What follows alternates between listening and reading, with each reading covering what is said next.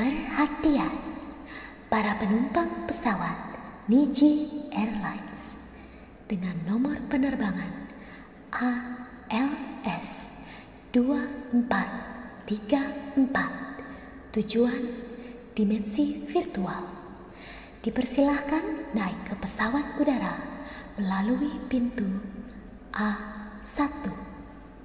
Sekarang kita sudah bisa mendengar announcement seperti ini kan saat mau naik pesawat terbang? Tapi apakah kalian tahu bagaimana penerbangan komersil bisa hadir di Indonesia? Ya, selamat datang semuanya di Alstra Minipedia episode pertama.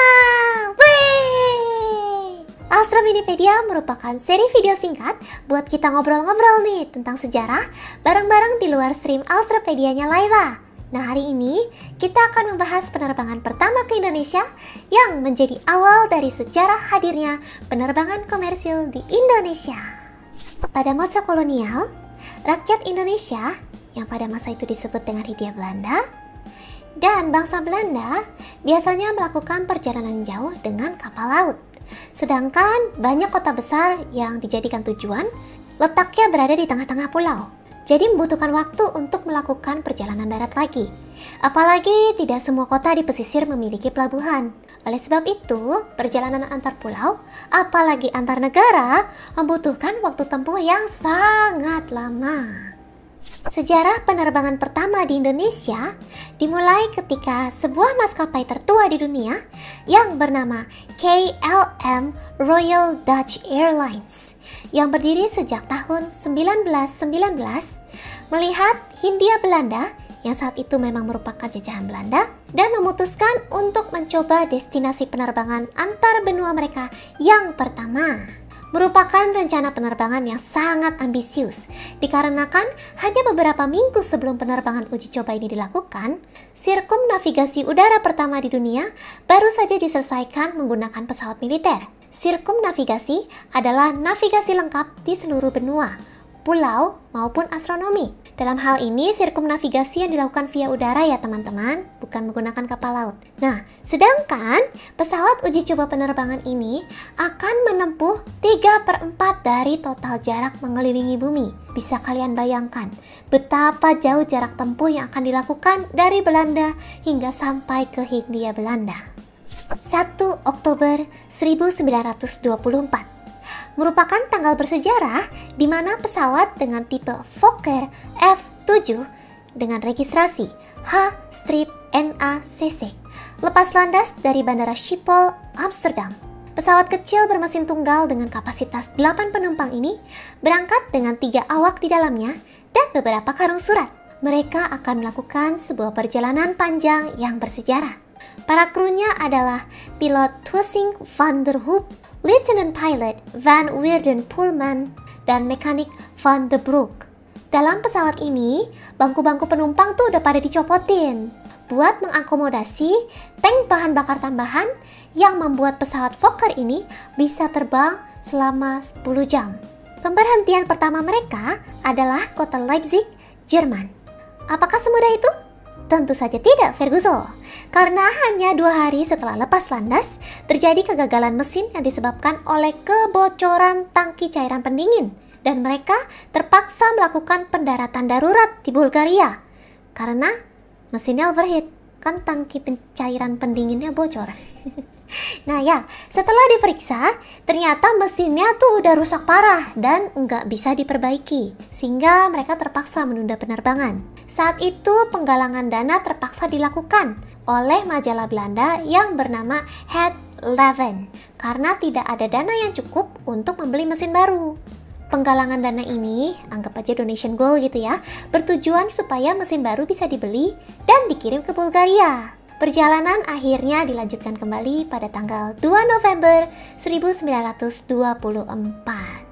Sebulan tuh ya, udah sebulan. Pada waktu ini, surat kabar dari berbagai negara di Asia mengikuti berita penerbangan ini. Ada suatu waktu, saat para awak ini sedang mendarat di Don Muang Airport pada 17 November, mereka diwawancarai oleh surat kabar The Bangkok Times. Sang kapten yang sudah sangat lelah hanya bisa menjawab, "Untuk saat ini, penerbangan komersial dari Belanda sampai ke Pulau Jawa bisa dikatakan mustahil. Namun, pada tanggal 25 November, dengan total 20 pemberhentian, akhirnya pesawat kecil beserta 3 awak pesawat berkebangsaan Belanda ini berhasil mendarat di Batavia, yang sekarang disebut dengan Jakarta. Jarak yang ditempuh adalah lebih dari 15.000 km. Misi berhasil! Walaupun akhirnya waktu tempuh yang dibutuhkan adalah 55 hari dengan total jam penerbangan 127 jam di atas udara. Dari target awal yang seharusnya cuma 22 hari. Memang ini merupakan sebuah setback. Namun perjalanan ini tetap membuktikan bahwa penerbangan antar benua tidak mustahil untuk dilakukan. Yeay! Dalam sejarah, penerbangan ini akhirnya tercatat menjadi penerbangan terjadwal paling lama di dunia karena waktu tempuhnya. Namun sayangnya, untuk pulang kembali ke negeri Belanda, pesawat Fokker F7H-NACC ini malah harus dibongkar dan ditransport ke benua Eropa menggunakan kapal laut bersama dengan para krunya. Mungkin udah pada capek kali ya. Ya, setelah ini perusahaan Fokker dan KLM melanjutkan kerjasama mereka dan penerbangan komersial berjadwal antara Amsterdam dan Batavia akhirnya dibuka pada tahun 1929 serta menjadi rute penerbangan dengan koneksi terjauh sampai akhirnya Perang Dunia Kedua meletus. Rute ini juga menjadi rute penerbangan terpenting pada masa itu. Penerbangan komersil pertama di Indonesia sendiri ada pada tahun 1928 dengan berdirinya KNILM yang merupakan hasil patungan dari beberapa company ini. Laila tulis aja ya, soalnya nggak bisa pronounce-nya, susah ya. Beserta pemerintah Hindia Belanda dan beberapa perusahaan lain yang memiliki kepentingan di Hindia Belanda. KNILM merupakan perusahaan maskapai penerbangan komersil pertama di Hindia Belanda. Rute awal yang dibuka adalah Batavia Bandung dan Batavia Semarang mulai 1 November 1928.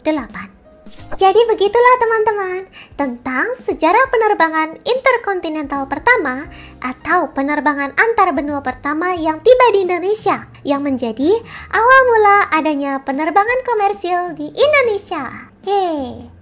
Pelajaran yang bisa kita dapatkan adalah selama ada tekad dan usaha, mewujudkan sebuah mimpi itu tidak mustahil. Hey. Terima kasih semua sudah menonton episode pertama dari Austro Minipedia. Kalau kalian suka, dukung terus ya supaya Laila bisa bikin episode selanjutnya. Laila Austro Media, bubar, jalan. Bye-bye.